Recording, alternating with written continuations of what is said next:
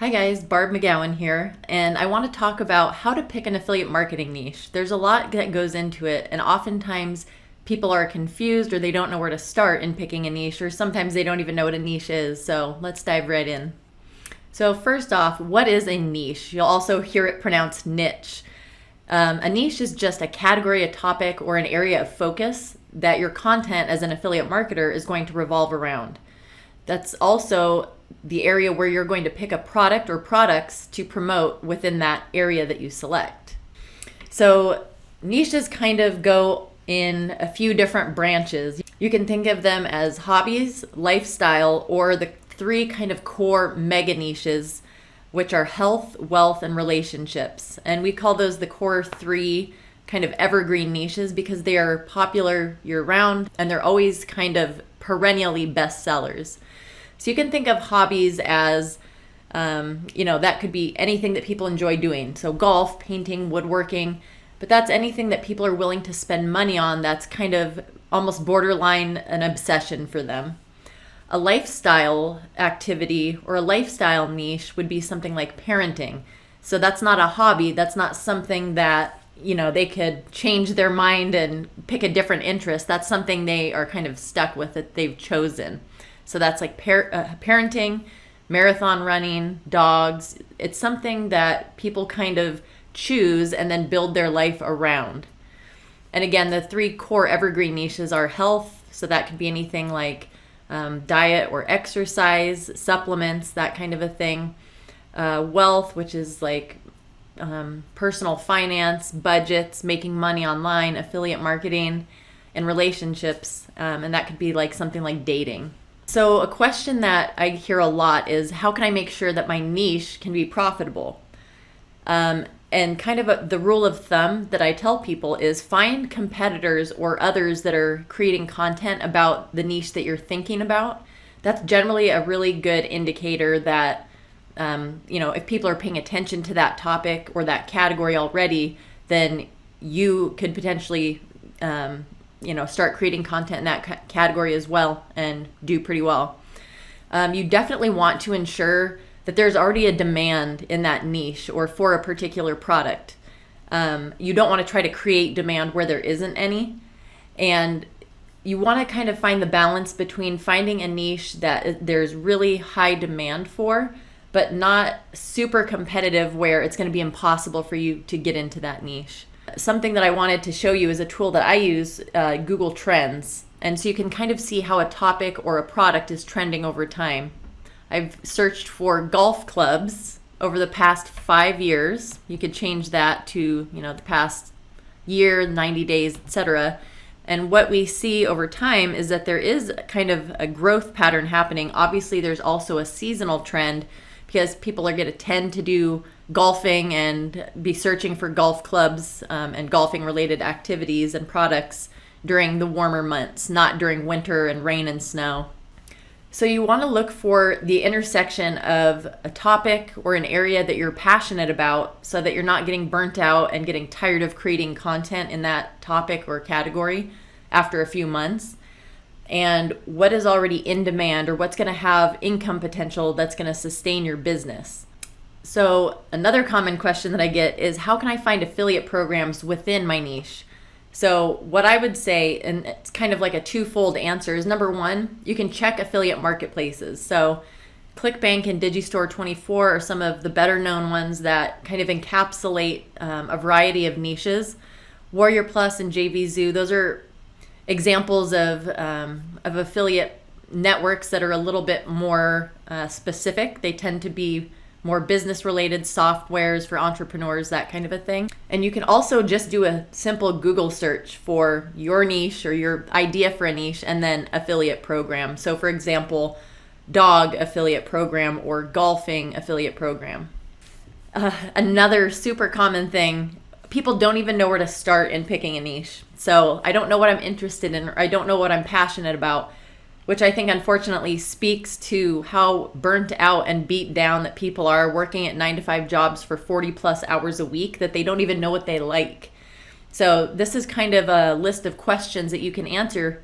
And I would recommend even writing these out physically, not just typing them, but handwriting them out. So just go down this list and ask yourself, what hobbies do I have? What am I passionate about? If you don't know what you're passionate about, what do you love to do when you have time off or during your spare time? If you never had to work again and money was just provided to you and you didn't have to work for resources, how would you want to spend your days? What have people told you that you're good at? If you're going to volunteer, what type of people or what type of community would you want to serve? What could you talk about literally all day without stopping and without having to prepare for? Like, what can you just talk about off the top of your head? You can also try browsing the different categories and subcategories on Amazon or other online retailers and see what you kind of gravitate to or what piques your interest. What are some major challenges that you've overcome in your life that most people haven't? Or what's a specialized knowledge or experience that you've had that you can pass that wisdom and that knowledge on to others and use that to actually monetize? And what Facebook groups or other online communities are you a part of? I think a lot of people often forget that they've joined a group or joined an online community or spend a lot of time with, in a Reddit group because they don't think about it and it's so second nature.